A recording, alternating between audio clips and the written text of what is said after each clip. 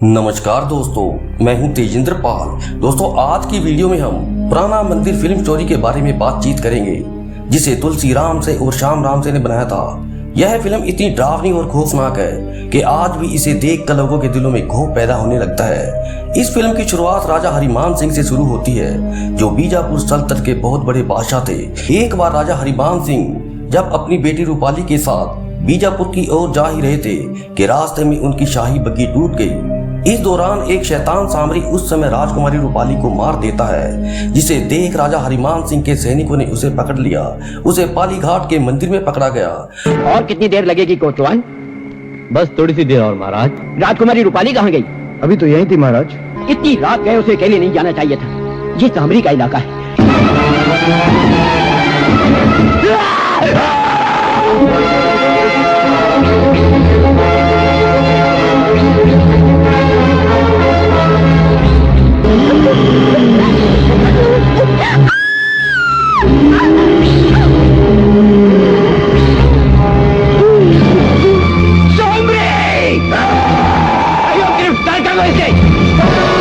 फिर उस शैतान सामरी को सजा सुनाई।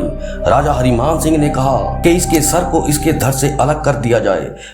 इस शैतान के सर को इसके धड़ से अलग कर दिया जाएगा, और ये धड़ इसी मंदिर के पीछे खंडरों में दफना दिया जाएगा, और ये सर दूर हवेली में मेरी हिफाजत में रहेगा। उस कटे हुए सर के साथ शंकर के इस त्रिशूल भी रखा जाए, ताकि उस शैतान की हर ताकत इस त्रिशूल के सामने बेअसर हो जाए। फिर उसका सिर धड़ से अलग करके उसके धड़ को पाली घाट के मंदिर के पीछे खंडरों में दफनाया गया, और उस शैतान के सिर को राजा हरिमान सिंह की हवेली के तहखाने में हमेशा के लिए बंद कर दिया गया, और उसके ऊपर भगवान शंकर का त्रिशूल उसके कटे सिर के बक्से के ऊपर रखा गया, ताकि वो शैतान कभी भी यहाँ से बाहर न निकल सके। फिर यूं ही समय के साथ साथ 200 साल का समय बीत गया, और इस समय राजा हरिमान सिंह की ही पीढ़ी के ठाकुर रणबीर सिंह आए, जिनकी शानो शौकत और ठाट बाट अब भी बरकरार थी। परंतु पिछले 200 सालों से ही इनके खानदान पर उसी सामरी शैतान का कहर अब भी चल रहा था कि जब तक वो सर और धड़ जुदा रहेंगे, तब तक इनके खानदान में हर औरत अपने पहले बच्चे को जन्म देते ही मौत के आगोश में चली जाएगी। फिर ऐसा ही होने लगा। इस समय उस घटना को 200 साल तक गुजर गए, परंतु उस शैतान सामरी का कहर आज भी इनके खानदान पर बरकरार है। वो ठाकुर रणबीर सिंह ये सब बातें जानते थे, इसलिए वो अपनी बेटी सुमन के बारे में सोचकर परेशान रहते थे, क्योंकि इनकी बेटी सुमन शादी के लायक हो चुकी थी। सुमन संजय से प्यार करती थी, परंतु ठाकुर रणबीर सिंह अपने पिछले 200 साल से चल रहे खानदान पर इस कहर से परेशान थे, इसलिए ठाकुर ने सुमन और संजय के प्यार को न अपनाया। ये हवेली देख रहे हो? ये हवेली हमारे खानदान की खुशियों पर एक ऐसा बदनुमा दाग है जिसे हम खून पर खून बहाकर दिखला न सके। इस हवेली से ताल्लुक रखने वाली हर माँ, हर बेटी अपने पहले बच्चे की जन्म पर ही दर्दनाक मौत का शिकार बनती रही है। फिर उसके बाद संजय और अनंत जब वो अपने घर में बातचीत कर ही रहे थे, तो वहां पर सुमन पहुंच जाती है। सुमन इनको कहती है कि हमें इसी वक्त बीजापुर हवेली की ओर जाना होगा। सुमन अपने पिता के लिए घर में एक चिट्ठी छोड़ गई थी, जिसमें लिखा था कि वो संजय के साथ बीजापुर जा रही है। फिर संजय ने अपने प्यार को बरकरार रखने के लिए उसी बीजापुर वाली हवेली में जाने का फैसला किया, ताकि वहां जाकर वो उस शैतान को मार सके, जिस शैतान के कारण इनके प्यार में रुकावटें आ रही थी। फिर ये दोनों बीजापुर हवेली की ओर निकल गए, और इनके साथ आनंद और सपना भी गए, जो दोनों एक दूसरे से प्यार करते थे। बीजापुर के रास्ते में इनको सांगा मिला, जिसे देख सुमन काफी डर गई। फिर जब ये बीजापुर हवेली में गए, तो वहां जाकर उस हवेली का चौकीदार दुर्जन इनको मिला। फिर चौकीदार से बातचीत करके वो सभी हवेली में गए। वहां जाकर उन्होंने हवेली को अच्छे से देखा, और देखकर दुर्जन से बातें भी की। संजय और अनंत हवेली का राज जानना चाहते थे। फिर उसके बाद हवेली में कुछ अजीब सी घटनाएं होने लगी, जिसे देख सुमन को डर लगने लगा।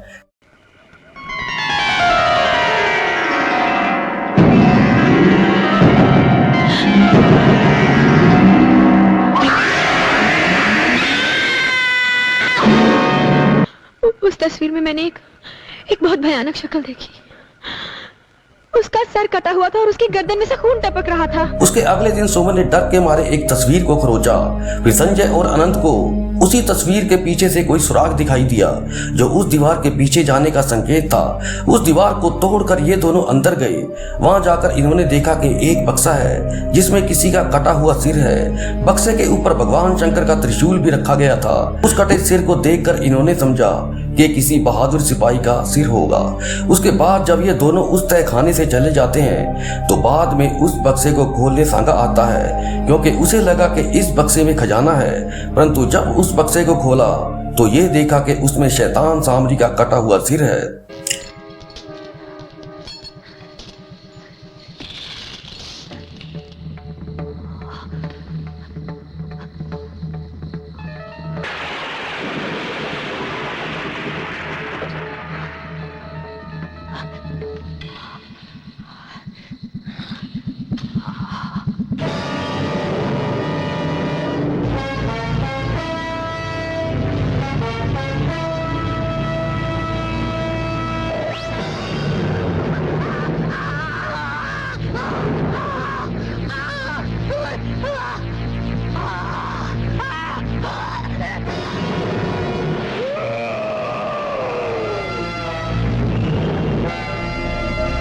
उस कटे हुए सिर ने सांगा को अपने वश में कर लिया।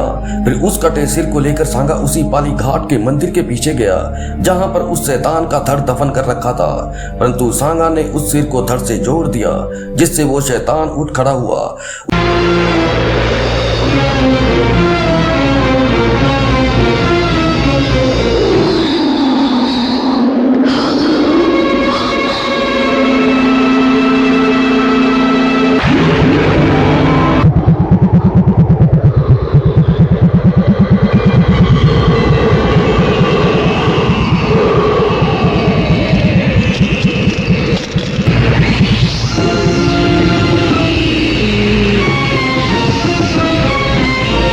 शैतान ने हवेली में आकर पहले दुर्जन को मारा, फिर सपना को भी मार डाला।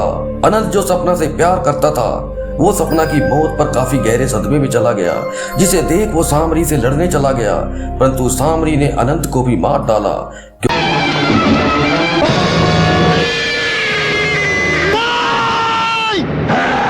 इन तक पहुंचने से पहले तुझे चट्टान पर से गुजरना होगा।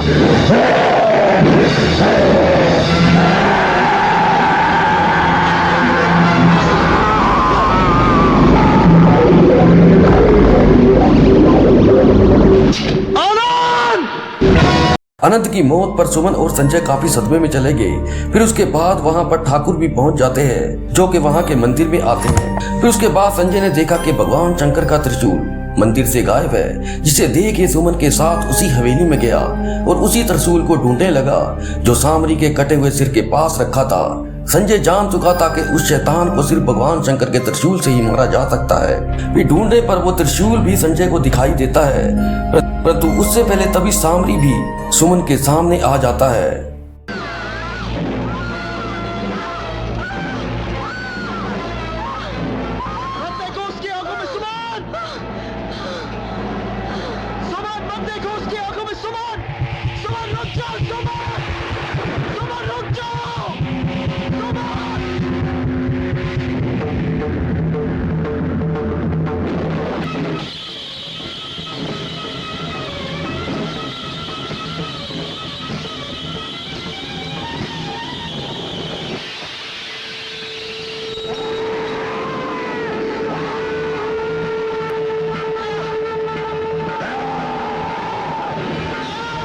बाद में संजय सुमन को आखिर बचा ही लेता है और उस शैतान सामरी को गांव वालों के सामने पेश कर देता है। उसके बाद गांव वालों भी उस शैतान को जलाकर उसका कहर हमेशा के लिए खत्म कर देते हैं।